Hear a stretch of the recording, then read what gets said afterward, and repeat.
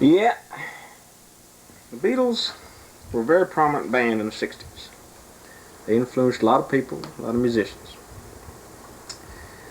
But there was one time or several times when they got credit for things they didn't actually do. My name is Carl Hudgens. I'd like to set the record straight on the matter of the Beatles.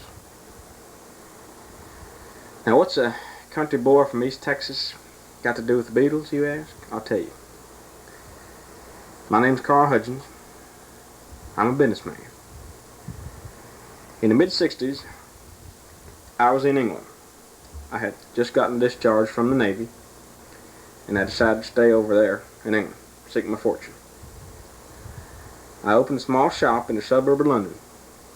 I opened a bait and tackle shop. Now, as it turns out, London was not a real big fishing town. So I subsequently did not get rich in my little shop in London.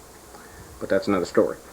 It turns out that the location I had chosen for my shop was right around the corner from a recording studio that the Beatles was fond of using. In fact, I think the street that ran in front of it, of the studio, was called Beatle Street or something. It had something to do with the Beatles. Now, one day, I was in the shop. It was kind of a slow day. I was just making some flies or something. And who should walk in but two of the Beatles? I remember it like it was yesterday. It was John McCartney and Paul Lennon. Now, they came in out of curiosity. They had a little break in their recording. They was just out for a walk, and they did not know what a bait and tackle shop was, if you can believe that. So they came in just to see, out of curiosity. In fact, I believe they said they had never even been fishing, which I found very hard to believe. I think part of the reason England is having so much trouble these days is because they don't fish and hunt over there. See, they got no guns. But that's another story. The Beatles came into my shop. I was just showing them around, explaining things, just trying to, turn them on to fishing. And we started talking about music. Now, I was not into rock music per se. I tended more towards Merle Haggard, whatever. But I knew that they were prominent musicians in the local London scene, and I was according them all respect due to men of their stature. And since we're on the subject of music, I asked them if I could play them a song I had written. I had just recently got a guitar and started trying to learn how to play it. I had written my first song and I wanted to play it for them. It was nothing fancy, just some minor chords, some major chords.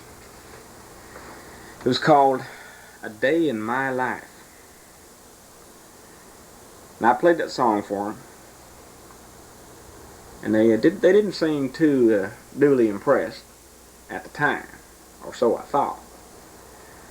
But they encouraged me. They said to stick with it, because they was getting a lot of enjoyment out of music, and they felt sure that I could too. Then they said, well, we got to get back to the studio.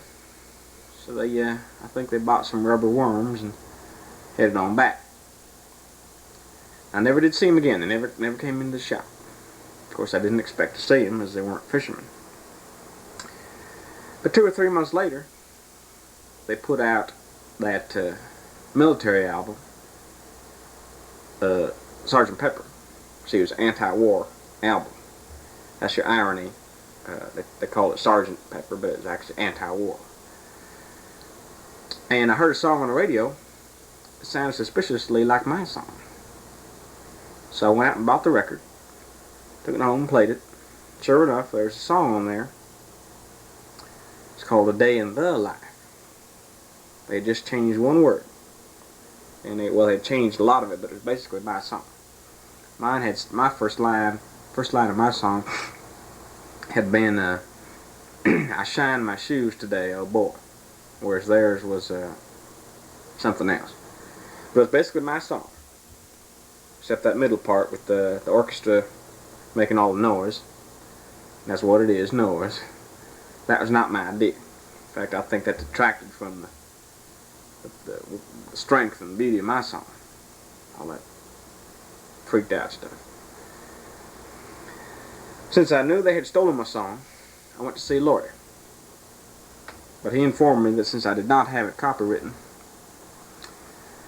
which I didn't. In fact, I did not even have it written down. See, I'm one of those men that just, it's all up here. I don't write everything down. It's all up here in my head. So I had not written down the song. So there wasn't a whole hell of a lot I could do about it. I was pretty pissed off, but there's, like I say, there was not a damn thing I could do about it. So I just decided, well, I'm going to have to let it go, let it roll, let it be. But I did have a great deal of resentment for the Beatles. In fact, I left England shortly thereafter. I had a resentment for the Beatles. But over the years, I grew to like their music. I grew to appreciate what they had done. And I have to admit that I was saddened when John McCartney was tragically killed 5 years ago. As you know, he fell off the top of his apartment building in Chicago and was subsequently run over by a taxi cab, which was driven, strangely enough, by an Iranian taxi driver. What does that tell you right there? Now, I decided that a tribute to John, that I was going to recreate a Beatle video. Now, there's one Beatle video that they had created but never came out. It never saw the light of day for whatever reason. It was a video to their song Rain. Now, I managed to procure a bootleg copy, and I painstakingly recreated it using all the latest digital technology. This is an exact duplication of the Beatles' original video, except theirs was black and white and mine's color. I had done mine in black and white and digitally colorized it in color. Other than that, it's exactly the same. And except the fact that they ain't in it, I'm in it. But other than that, it's the same. And the music's a little different. I slowed down the music. But other than those three things, it's exactly the same. So this is my tribute to you, John. I know you're up in heaven.